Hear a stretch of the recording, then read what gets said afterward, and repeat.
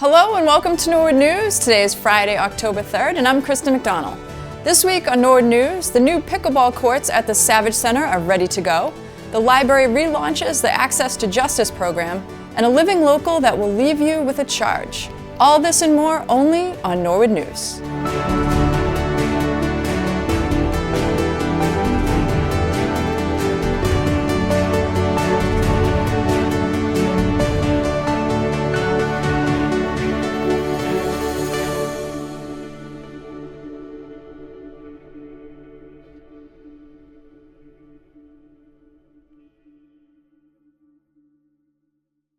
Recently, the Norwood Police Department unveiled its newly updated patches, a fresh look that honors tradition while representing the future of the force. Chief Chris Patton shares the meaning behind the new design and provides the community an update on the department. Hi, my name is Chris Patton. I'm the Chief of Police here in Norwood. I'm here to talk to you today about a couple of uniform changes that the Norwood Police are making in relationship to the 250th anniversary of the country. We currently have a town seal with Aaron Guild, who is one of our town fathers that went off and fought the British in 1775. So this year, for his commemoration of that event, is 250 years. Next year, the country goes to 250 years, and we wanted to make some changes and update the patch and the badge on the uniform. In Massachusetts, the state of Massachusetts is currently in the process of changing the state flag and the state seal. So we wanted to get ahead of it, and we thought no better way than to honor Aaron Guild himself, than to revisit what we have for him on the patch. This is our current patch, and it has him with the town seal. And what we've done is we've gone ahead and revised it a little bit and put the American flag on our patch in order to make it a little bit more patriotic. It notes the town of Norwood, Massachusetts. We changed the colors a little bit. We changed Aaron Guild and kind of made him a little bit clearer versus some of our older patches, which were really not very well done. So that's kind of the process that we're going through right now. It's in place and we're ready to go and we're ready to roll this out. So you'll see officers transition from the older patch to the new patch over the next few weeks to a few months. We give them a period of time to ramp up with their new uniforms. And the same thing with the badges. The current badge here has a state of Massachusetts seal on it. Massachusetts is getting away from that, so what we've gone ahead is we've gone ahead and redesigned our badge to this Norwood, Massachusetts badge with Aaron Guild on it, leaving his field to go off and fight the British. Each badge now will contain an officer's ID number, so a badge number, whereas our old badges don't have a badge number.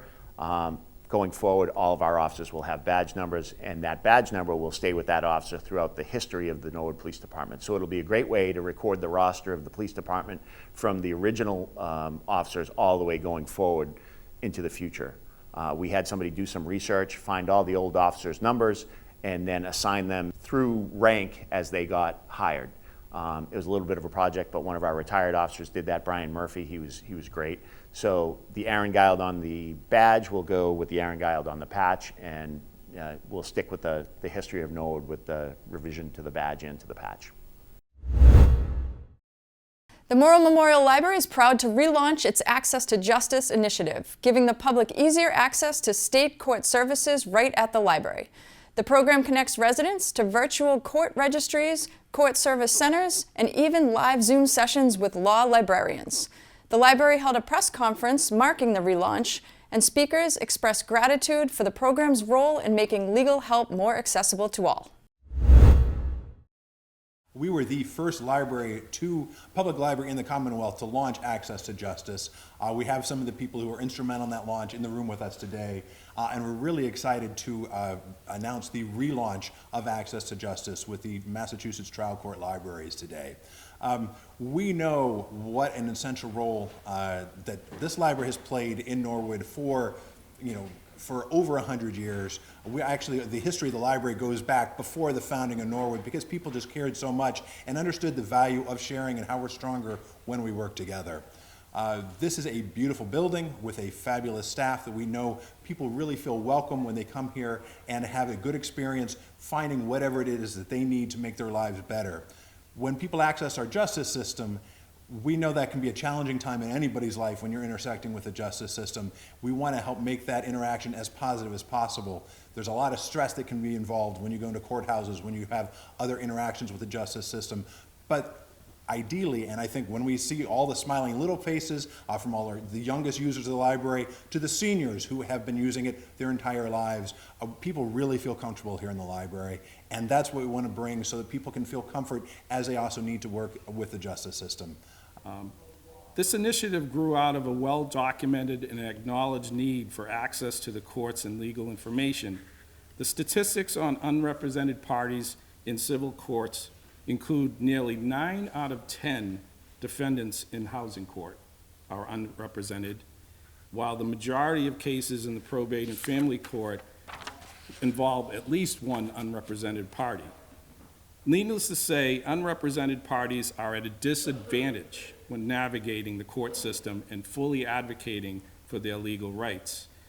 Although the 15 trial court law libraries exist to provide free legal information to everyone who lives and works in the state, as the numbers I just shared with you show, the challenge is daunting. Public libraries are trusted institutions, including this library here, as Clayton pointed out, and in their communities and a social safety net for many in need. Many people visit their public library asking for help on a wide range of issues, including legal information. Thus, the idea of partnering with our public library colleagues was seen as a way to help bridge the access to justice gap. Transportation issues, work hours, lack of stable internet at home can also be barriers for those looking to access legal services. The Access to Justice Project helps people overcome all of those hurdles and get the help they need right in their own communities or nearby. I commend the trial court law libraries for working with public libraries to make legal services equitable across the Commonwealth. And I hope other Massachusetts libraries look to what's being done here in Norwood as a model and reach out to Clayton Cheever or to the trial court to find out how they can launch it in their own communities. How wonderful would this be if it was an option in every single public library in the Commonwealth? We're here in the beginning of this project. We are thrilled to be a part of it. It has been progressing, and we're so excited to get the word out again, because the project won't thrive without getting the word out. And so I greatly appreciate all of the effort and all of the dedication to this program. It is so important. My team will tell you, we're in the front line of the probate and family court, where people come there on the very worst days of their lives often. They're in crisis, and as was mentioned, the court can be a daunting place, a scary place. And so having the ability to come to your local library, a safety zone where people come to be with community, and I know libraries even open up on cold days and provide support to people every single day. To be able to come here, or any library, and to receive help from the court is invaluable. And it goes right down to, say, a battered woman or a battered man being able to access their hearing here from the safety of the library, instead of having to go to the court and run into that that abuser or alleged abuser in the courthouse halls or in the courtroom. So this program is so important to myself and to my team, and I just want to thank you very much for helping to relaunch this. Thank you.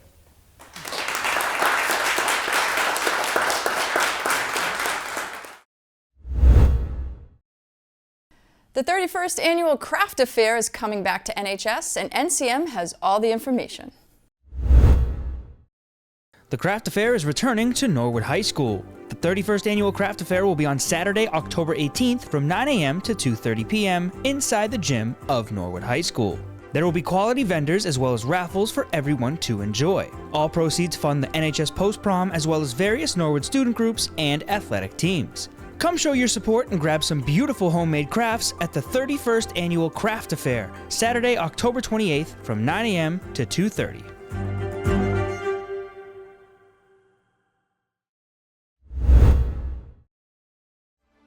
When Norwood News returns, we take a look at the new pickleball courts. Clayton Sheaver delivers this month's moral moment, and Ron Marshalsea has the latest in sports.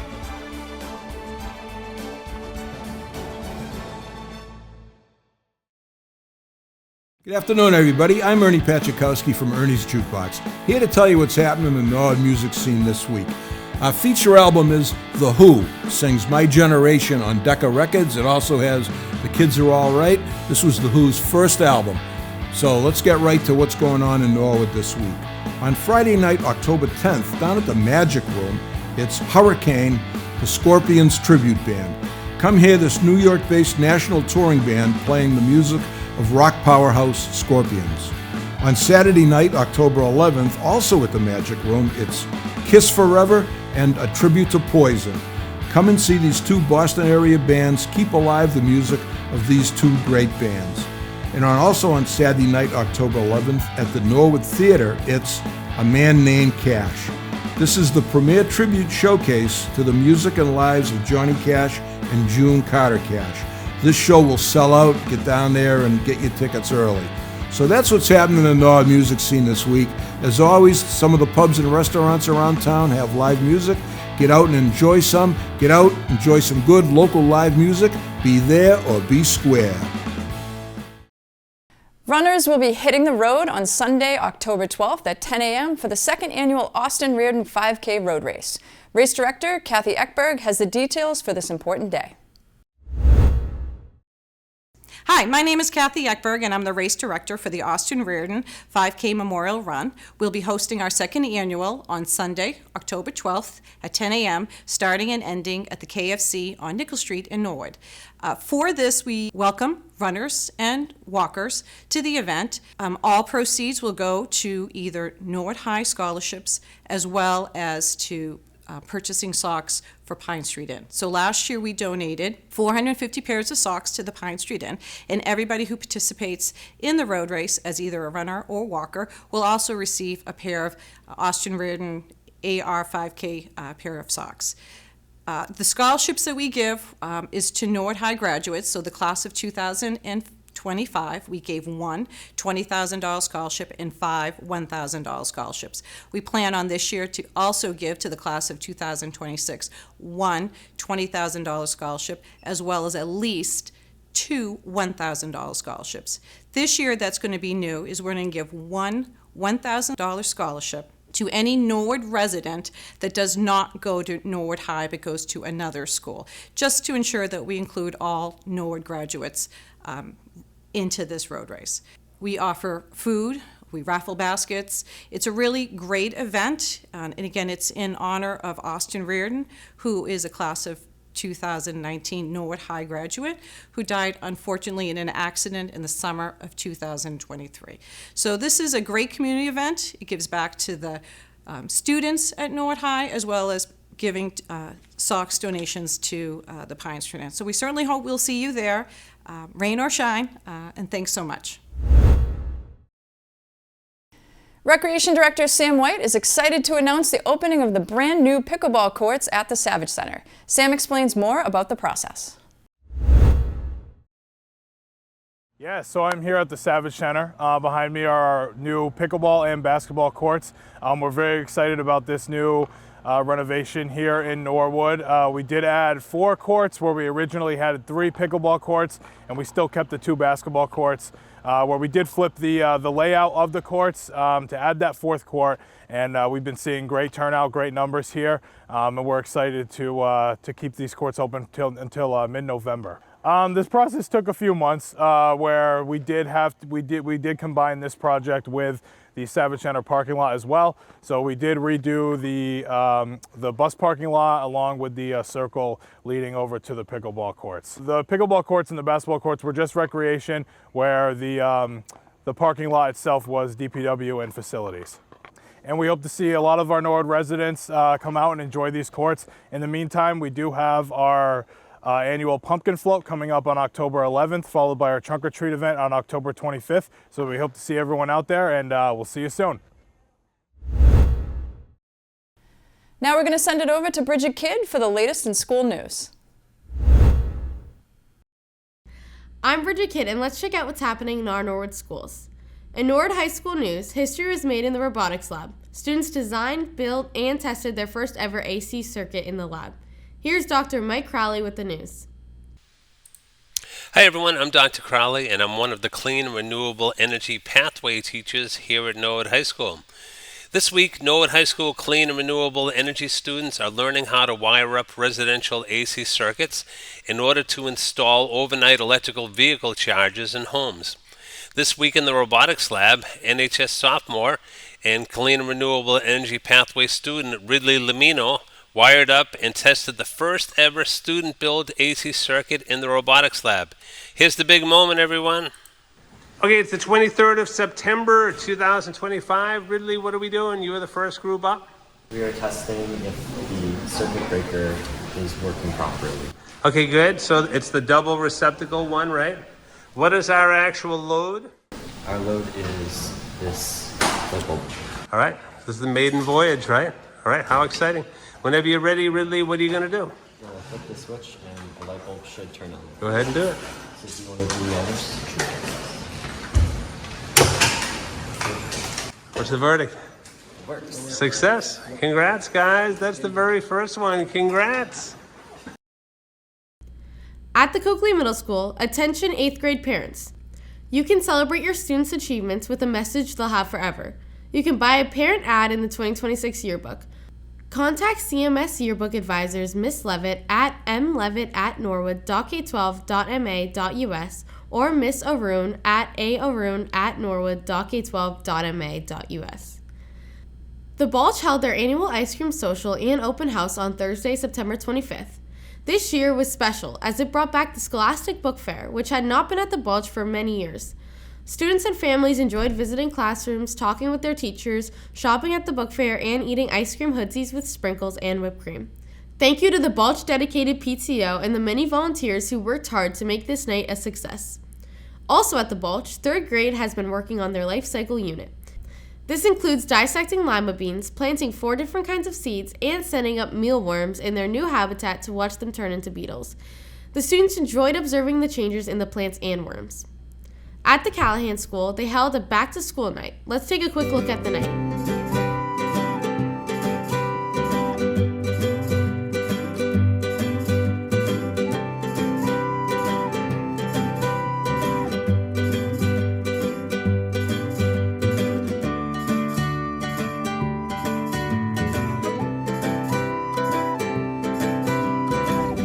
At the Oldham School, the 3rd graders in Miss Pritchard's class transformed ordinary pumpkins into globes. It was a fun way to show their understanding of the continents and oceans. Also, the Oldham School enjoyed a truly special week filled with celebrations. Students were honored as kindness role models during a joyful event that shined a light on the many ways they care for one another each day. Children were recognized for noticing when others needed a hand, offering help without being asked, and even sharing supplies or items with the classmates who needed them. The celebration reminded everyone that kindness, in both big and small moments, makes the Oldham community stronger. The school also took time to celebrate academic progress with ST Math. Students who completed the highest number of puzzles were recognized for their effort, persistence, and problem-solving skills. Together, these celebrations highlighted both the character and the accomplishments of the Oldham students, making it a week full of pride, positivity, and joy. The Prescott PTO funded a special assembly for students in grades 1 and 2 last week. Wing Masters is a partnership of 2 people dedicated to increasing public understanding and appreciation of North American birds of prey. Julie Ann Collier and Jim Parks are both licensed raptor rehabilitators based in Massachusetts. Together, they care for injured birds of prey. Most of the birds they rehabilitate can ultimately be released back into the wild, but in some cases, the birds are left permanently handicapped. Julie and Jim are further licensed to provide a home for these non-releasable raptors and to use them for educational programs. Students really enjoyed seeing these birds of prey right at the Prescott. At the Willett Early Childhood Center, they finally made it through the first month of school, and over the past few weeks, kindergarten students have been busy learning about their new school and all the new school routines and spaces. Students have been learning to navigate partner work, playing in the gym, going to art, music, and library classes, and even mastering eating in the cafeteria. For many Willett students, this is the first experience, and they are off to a great start. They have been lucky to be learning in so many fun and special ways. In their classrooms, shared spaces, and even outside.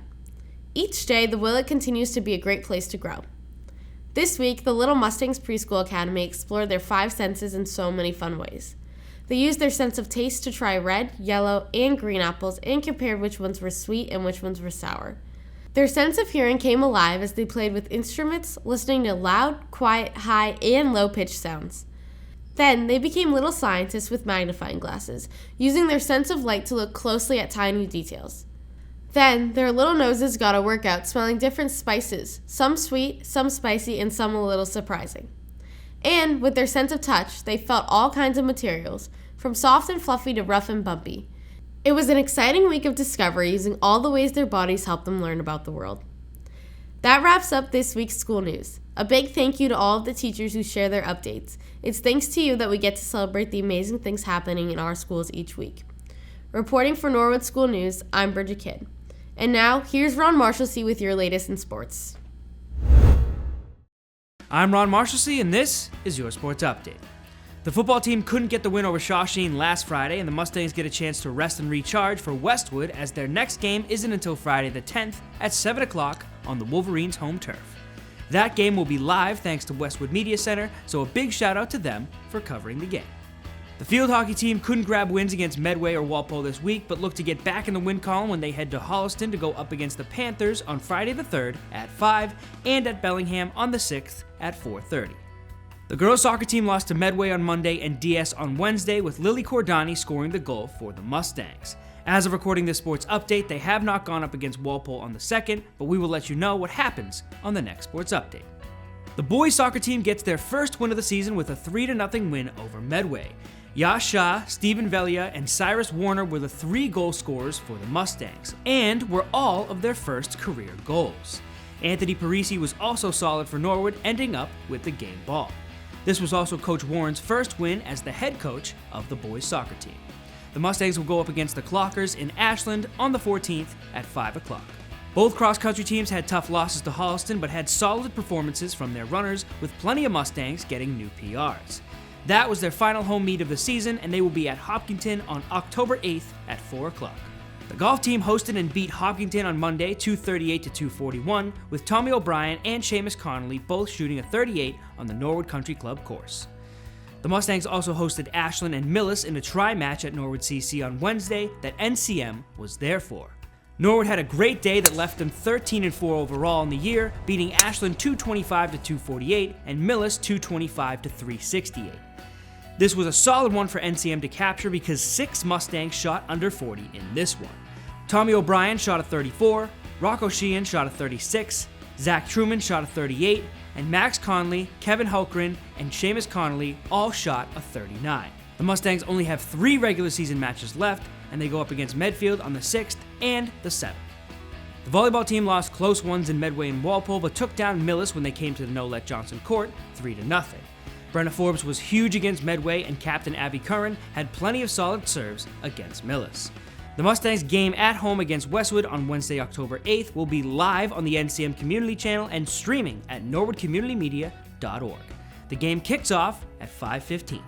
And the Unified basketball team had a nail-biter of a tie against Norton Wednesday night, 67-67. David Shaw hit 2 massive threes, and Braden Jenkins was unstoppable on the boards. Aiden Duplessis and Jeremy Shepard also had great performances for the Mustangs. And while that's it for high school sports, we have some collegiate sports news as well. All 6'4", 280 pounds of senior Sean Quinn of the Plymouth State football team has been a key part of the Panthers' success last season as he started all 9 games and has helped lead them to a 4-0 record to start this season. The lineman was named All-MASCAC first-team offensive tackle last year and doesn't seem to be slowing down during his senior season.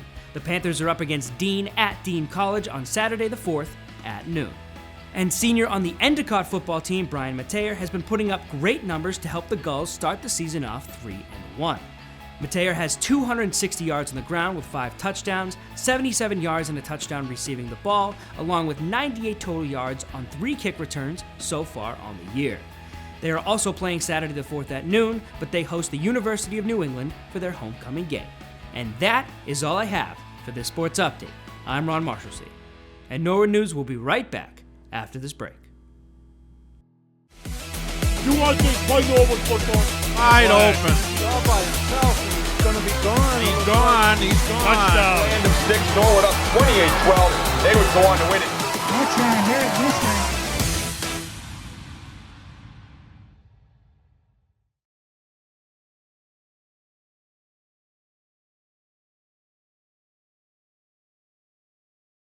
The Norfolk County Registry of Deeds held their We Remember Our Woman event on September 10th, and NCM was there to capture the day. The registry recently released a new webpage about the event, showcasing the day as well as the notable land records book that the event was for, which you can download on the page. Also on this new page are NCM and the Walpole Media's coverage of the event, as well as photos featuring Registrar Bill O'Donnell, as well as Lieutenant Governor Kimberly Driscoll, who was the event's guest speaker. Library Director Clayton Cheever is back for October's edition of Moral Moment to share some things happening at the library this month, recommend some books, and tell you about some other ways you can benefit from the library. Greetings, library lovers. Welcome to the Morrow Memorial Library, Norwood's public library for everyone. I hope you had a splendid September and are now enjoying a fabulous fall. The library will be open every day this October, with the exception of the federal holiday on Monday the 13th. The rest of the month, you can visit us from 9 in the morning until 9 at night, every Monday, Tuesday, Wednesday, and Thursday, from 10 to 5 on Fridays, 9 to 5 on Saturdays, and 1 to 5 on Sundays. I'm Clayton Cheever. I use he, his pronouns, and I'm your library director. Now I'm going to tell you about some things happening at the library this month, recommend some books, and tell you about some other ways you can benefit from your library. Teens in 7th through 12th grade are invited to come celebrate the spooky season on Wednesday afternoon, October 22nd at 4.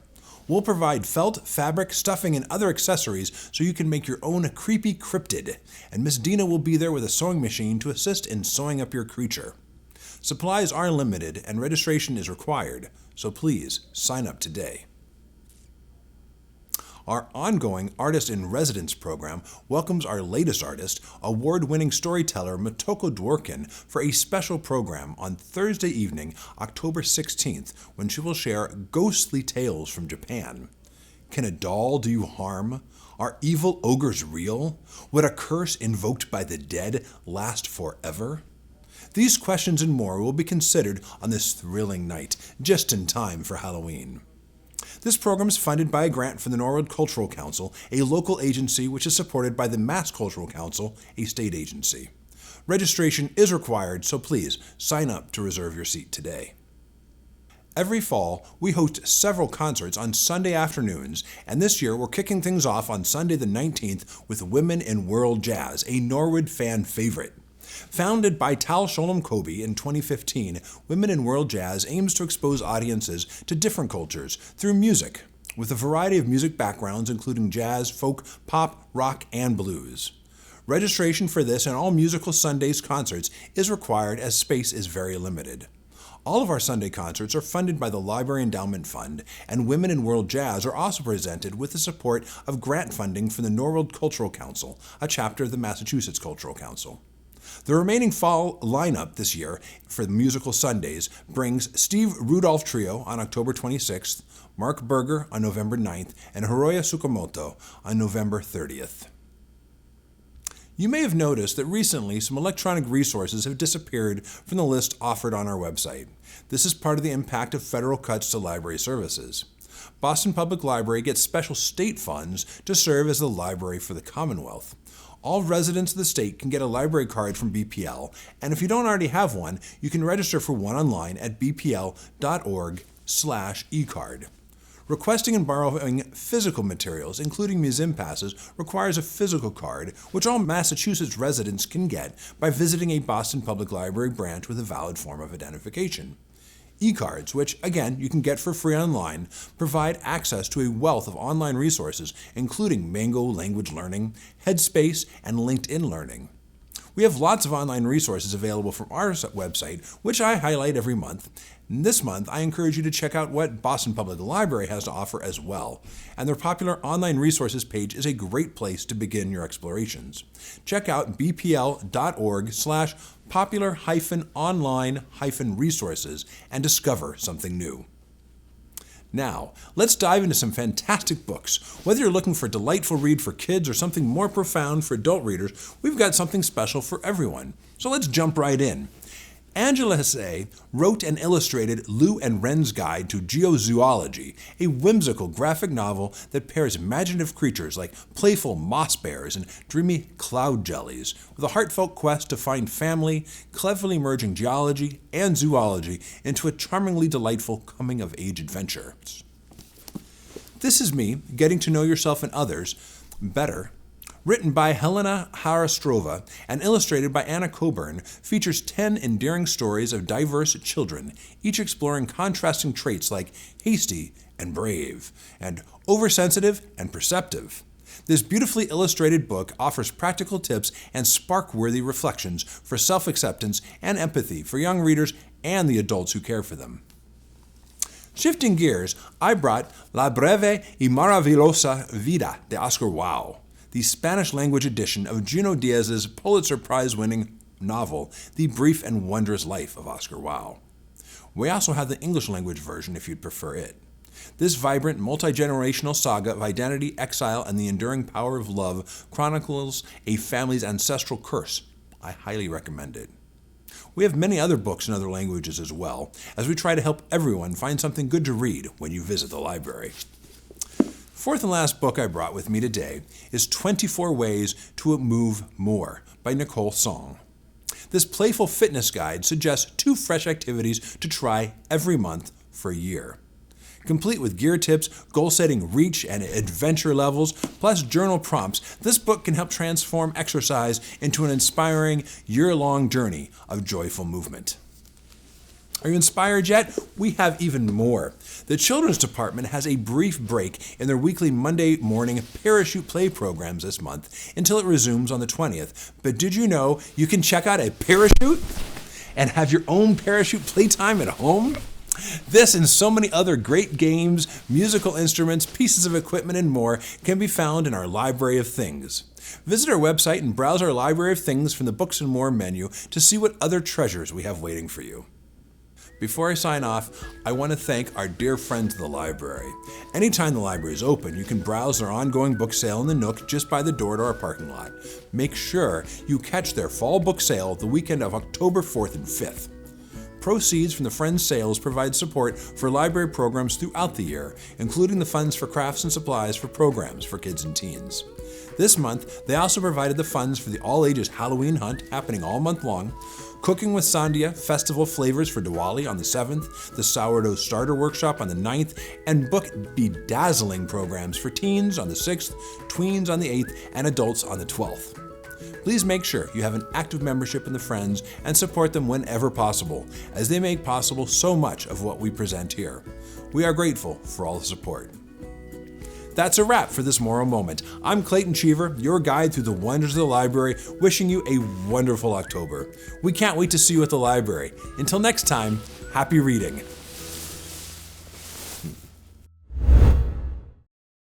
Whether it's for your watch, your car, or something in between, Interstate Battery All Battery Center in Norwood is here to keep you going. Learn more about this helpful team on this week's Living Local. If you are looking for any kind of battery and want exceptional customer service, stop by Interstate All Battery Center of Norwood.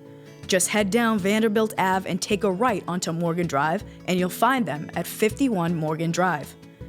They are a battery business serving retail customers and commercial accounts, offering car battery testing, battery service, and much more. Led by manager Richard Furtado, they are your one-stop for batteries.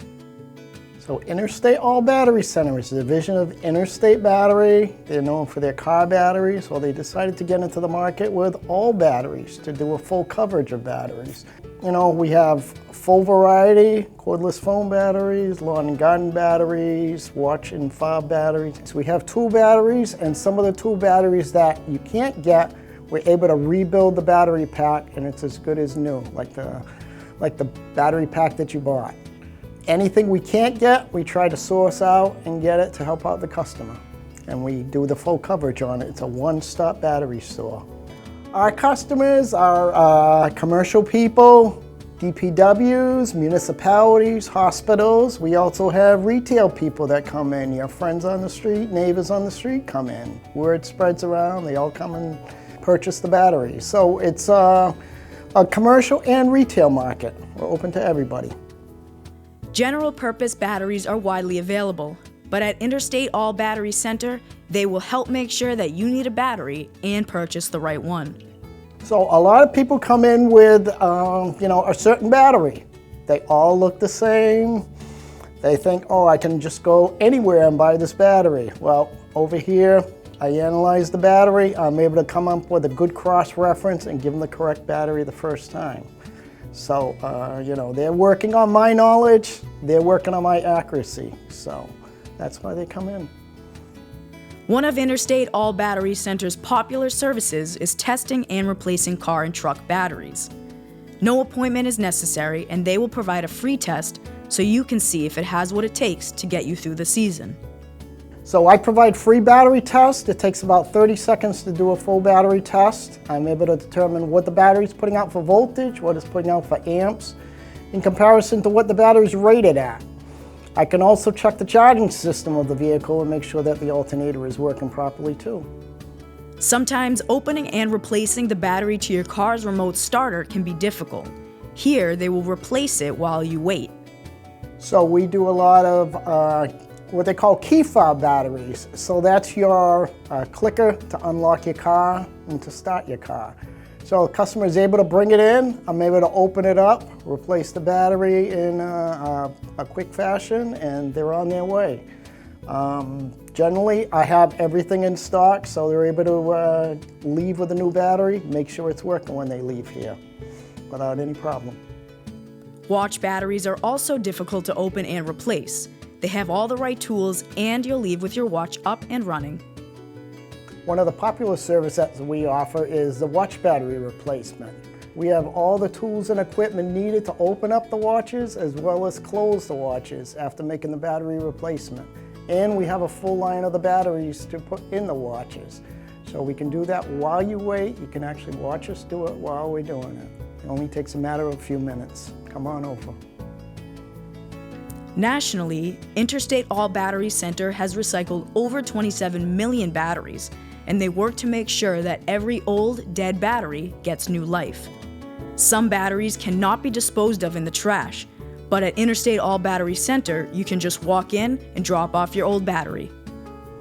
Here at Interstate Batteries, we're a green company. We participate in the recycling program. We accept any batteries for recycling. We end up packaging them up, sending them back. They get sent back to the smelter and they're properly recycled, no matter whether you bought the battery from us or not. Interstate All Battery Center opened in 2014, and they are pleased to be helping the Norwood community. We've been in business in Norwood about 10 years right now, and we have a good following. We have a good group of people that come in, and most of them come in with questions, and that's what I'm here for. I'm here to answer the questions. It's great working with the town of Norwood. As I've said before, we deal with the DPW department and many of the town departments of Norwood.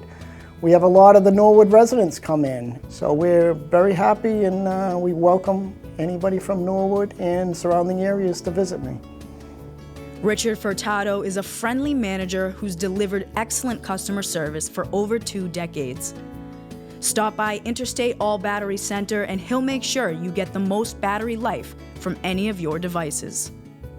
I get a lot of gratification from helping out customers. I've been doing it over 23 years right now. As I said, I went for specialized training and learning about batteries, and it makes me feel good when I help out a customer and solve a problem. I consider myself a problem solver.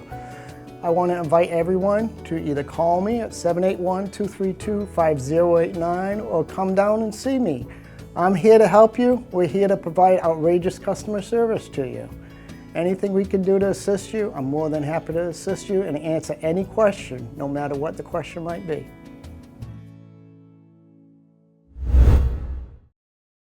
Well, that's a wrap for this edition of Norwood News. For the latest updates and stories, be sure to follow Norwood Community Media on Facebook, Twitter, and Instagram. Thanks for tuning in, and from all of us here at NCM, have a great weekend.